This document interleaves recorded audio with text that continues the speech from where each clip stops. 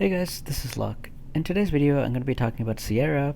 I know the video is a little bit late because she's been out for a couple weeks now, but I think that especially newer players, or maybe I should say free-to-play players, might not have a high-level Seara. So even if you pulled her, she might be sitting at level 7, so you haven't really used her or thought about using her.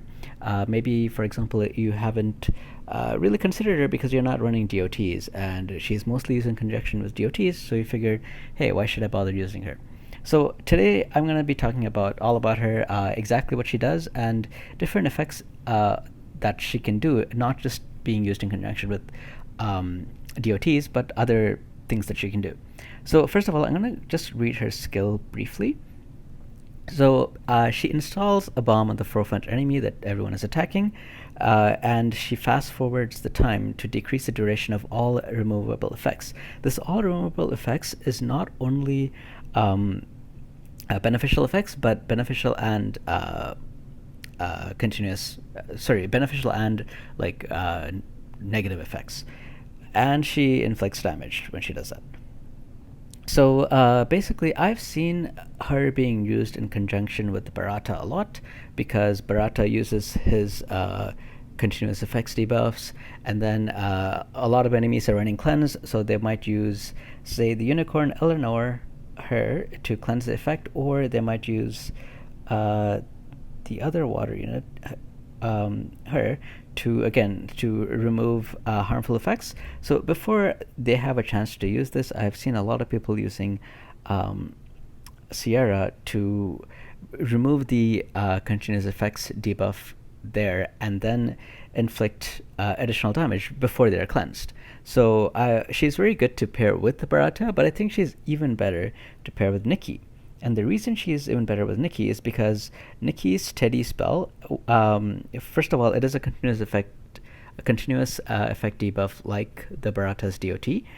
But if this is removed, it will do extra damage. So if you use this and then you use Seara's effect, not only will it do damage for removing the Teddy spell, but because Teddy spell is removed, it will do extra damage because that's just the secondary effect of Teddy spell. It does extra damage whenever it's removed.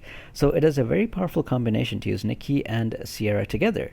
However, Seara's effects don't just stop there because, as I said before, this it fast forwards even the beneficial effects. So, for example, if enemies have used, say, a bunch of positive effects, like say they've used Megan, they've used Bernard, they've used say, I don't know, the ice shield from him, or like Wusa's skills like immunity and shield. So they've used a bunch of effects. They're running a, say, tanky buff heavy comp. So when you use her effect, it will remove all of those buffs. It'll fast forward all of them to be gone. So I find that that's a good secondary effect to use, and I see a lot of people using, especially Bernard and Shannon. So it's great to be able to remove those very quickly. In addition to the damage that she'll be doing. On top of that, I feel like a lot of these spells are very commonly used. So, for example, Reckless Devotion, Divine Protection, and Blood Curtain. So all of these gives your enemies buffs when they use them.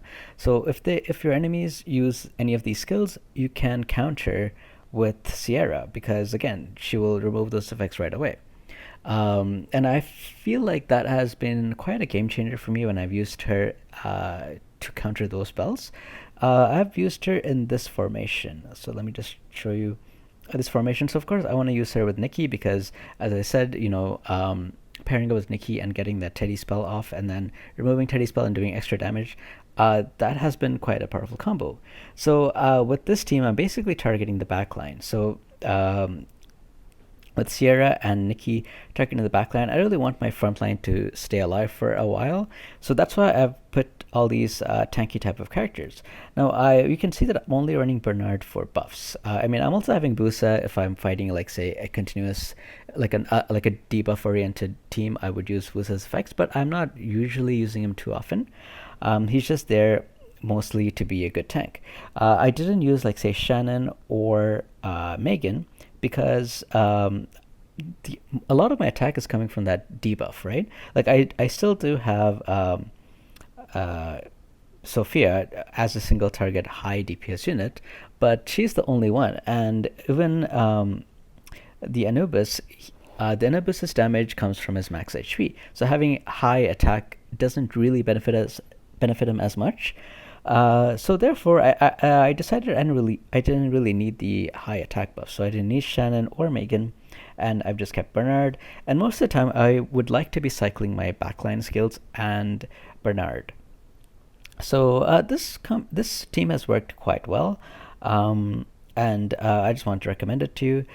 I think there's another use case of Seara, especially in like the barrier battles, because there is a barrier battle where negative effects, when you use negative effects, they do damage to yourself. So for example, you can't use Bernard, because if you use, not Bernard, sorry, Barata, you can't use Barata, because if you use Barata, he will take the damage of the skills, basically. Like, instead of doing continuous damage on enemies, he will take the damage for casting a negative effect. So if you can't use Barata, and you can't use any negative effects, usually in that barrier battle, everyone is using positive effects. I mean, you can't use debuffs, so everybody's using buffs. I mean, when I was playing that, I was using a lot of buffs, and I ran into a lot of people using buffs as well.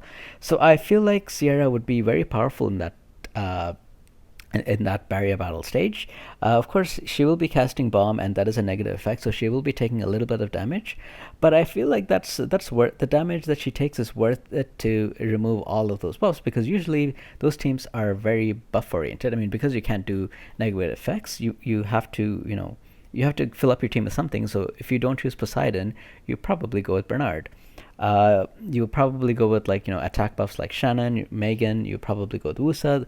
That was what I found a lot of when I was playing that barrier stage in the past, and I'm sure that when I see it again, that's probably the type of units that I will encounter.